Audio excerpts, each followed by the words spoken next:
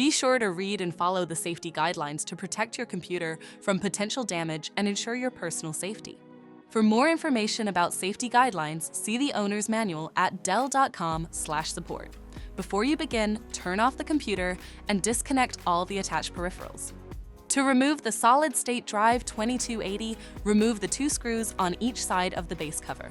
Loosen the 3 screws at the back of the cover and the 1 screw at the front to lift the cover off the system.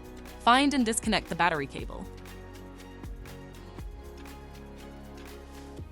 Identify the wireless module and remove the screw securing it.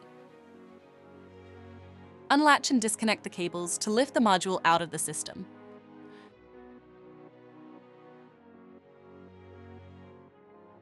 To reinstall the wireless module, place it back in the system and reconnect the cables.